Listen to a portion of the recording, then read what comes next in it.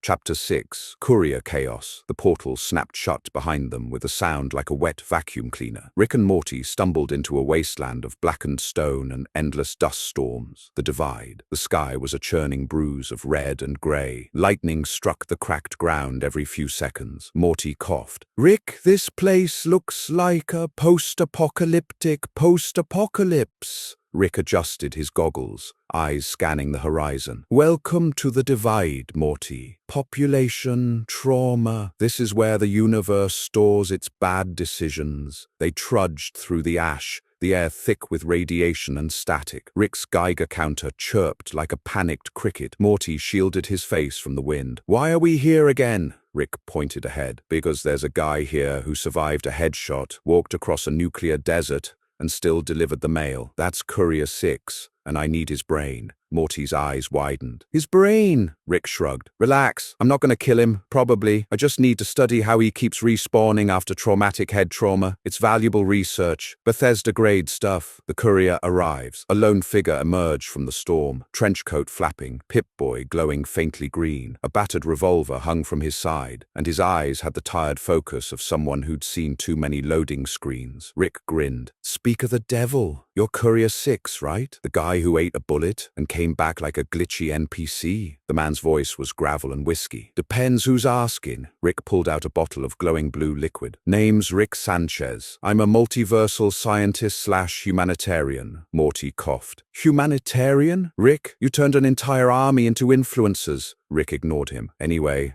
I'm doing a little experiment on resilience, luck, and how you keep dodging permadeath. Wanna help science?" The courier eyed him warily. "Last time someone asked me that, I woke up missing a kidney." Rick raised an eyebrow. "Yeah, well, you probably didn't get a replacement kidney that dispenses Nuka-Cola." The first explosion. A distant rumble shook the ground. The courier turned sharply. "Tunnelers!" Morty frowned. "Tunnelers?" The ground split open like a rotten fruit, and out poured a swarm of pale, shrieking creatures with claws like knives and eyes like dying flashlights. Rick pulled out a plasma grenade. "Ah, good. Field testing time." He lobbed it. The grenade exploded with a bright green flash, vaporizing half the swarm, but also triggering a chain reaction in the unstable terrain. Morty screamed, "Rick, you blew up the ground!" The earth collapsed beneath them, and the trio plummeted into a cavern glowing with toxic fog. Inside the divide, they landed hard on a pile of old missiles. The courier stood first, brushing off dust like he'd done it 1,000 times. Rick groaned, rubbing his back. "Ugh, my spleen just loaded in upside down." Morty looked around at the crumbling bunker walls, marked with NCR insignia and half-buried skeletons. "Rick, I don't like this. It feels like the ground itself wants to kill us." Rick burped. "That's just the divide saying hi. It's what happens when the Postal Service and nuclear deterrents have a baby." The courier picked up a cracked holotape, sliding it into his Pip-Boy. A distorted voice played. "The divide remembers. You brought it here." Morty blinked.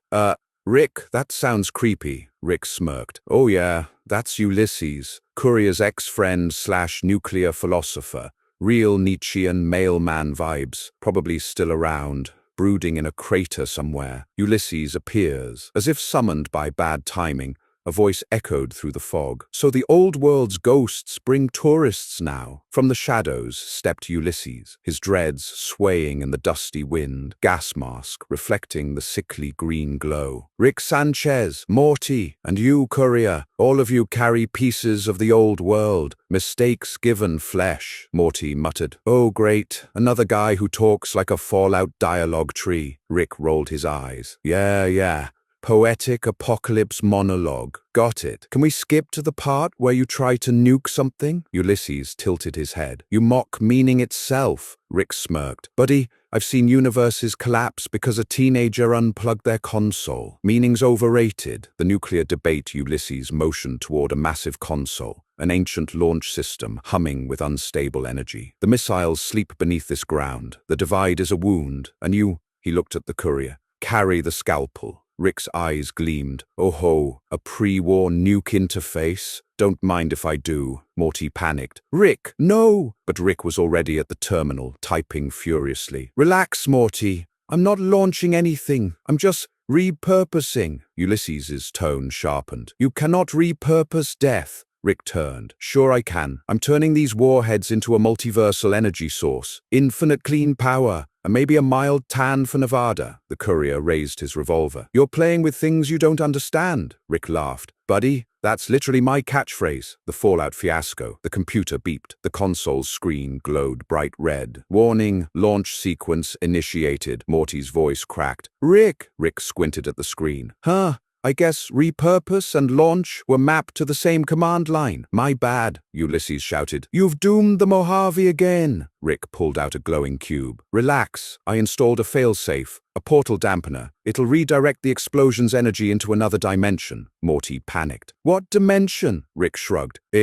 Whichever one's currently trending least. Probably a universe full of talking furniture or something. The ground rumbled as the silo doors opened above. Massive rockets began to rise, engines flaring. Rick hit a button on his wristband. Time to bail, Morty. He fired a blue portal, unstable, crackling with radiation. The courier grabbed his arm. You're not leaving me here, Rick grinned. Didn't plan to. You're my insurance policy, postman. The great detonation. They dove through the portal just as the missiles launched. A blinding light engulfed the divide, then vanished, sucked clean into the rift. On the other side, the trio landed in a crater filled with melted sand and glowing glass. The air shimmered, eerily quiet. Morty coughed. Did we stop it? Rick dusted himself off. Yep, contained it perfectly, although...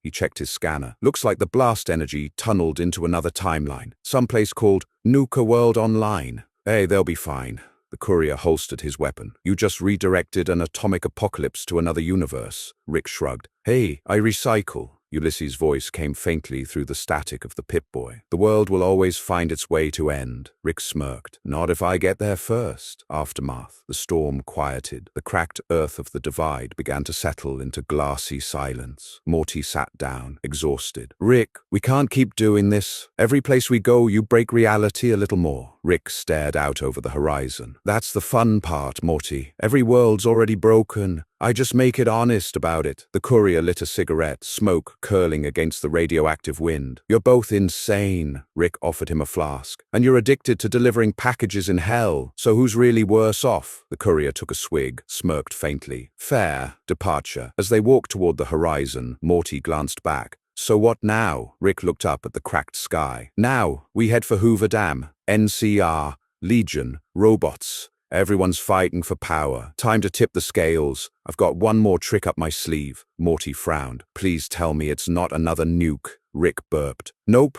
Something better. Political science. Morty groaned. That's worse. Rick grinned. Exactly, Morty. Way worse. They disappeared into the orange haze, the divide collapsing quietly behind them. Another scar on a world that refused to die. Cue slow, echoing guitar riff of Blue Moon. Fade to black. If you like our What If crossover stories, then like, comment, and subscribe. Chapter 7. Democracy Dies in the Desert. The Mojave sun rose like an interrogation lamp over Hoover Dam. The air shimmered with tension. NCR troopers lined one side, sweating in their khaki armor. Legionnaires stood across the river, chanting in their influencer helmets, live-streaming the apocalypse. Between them, the Colorado River glowed faintly radioactive, a shimmering, toxic line dividing two collapsing ideologies. And in the middle of it all, standing on the bridge between the armies, was Rick Sanchez, adjusting a homemade megaphone duct-taped to a Securitron head. Morty hid behind a sandbag. Rick, I don't think you should be doing this. Rick took a swig from his flask. Morty, I've done diplomacy 1,000 times. It's easy. You just talk louder than the guy with the bigger gun. The courier, standing beside them with his revolver, muttered, You're gonna get shot before the first sentence. Rick burped. If I had a cap for every time someone said that, I'd own this dam.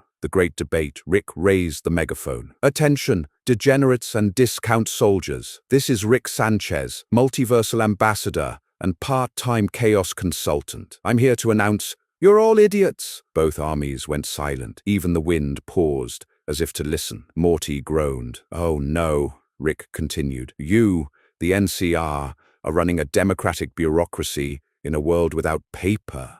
You've got 80-year-old generals sending troops into the desert for rationed beans. And you, the Legion, congratulations, you invented fascism and herpes at the same time. Across the battlefield, Caesar, now with influencer armor still flickering from Chapter 4, frowned from his command platform. "You again?" Rick waved. "What up, Caesar Salad? Still making TikToks?" Caesar slammed his fist. "Prepare for war," NCR Commander Moore shouted from the opposite tower. "The Republic will never bow to barbarism." Rick sighed and pulled out a device the size of a car battery, covered in glowing wires. "Okay. Enough foreplay. I'm ending this the scientific way." Morty's eyes widened. "Rick, what is that?" Rick grinned. "Morty, meet the political equalizer 9000. It makes everyone in a 10-mile radius too confused to believe in ideology." The equalizer, Rick slammed the device into the ground. A pulse of blue energy rippled outward, shimmering across the battlefield like a wave of bad Wi-Fi. Instantly, soldiers on both sides began lowering their weapons, blinking in confusion. A legionnaire looked at his sword. Why am I wearing leather in the desert?" An NCR soldier dropped his rifle. "Wait, what were we fighting over again?" Caesar's lieutenant blinked. "Something about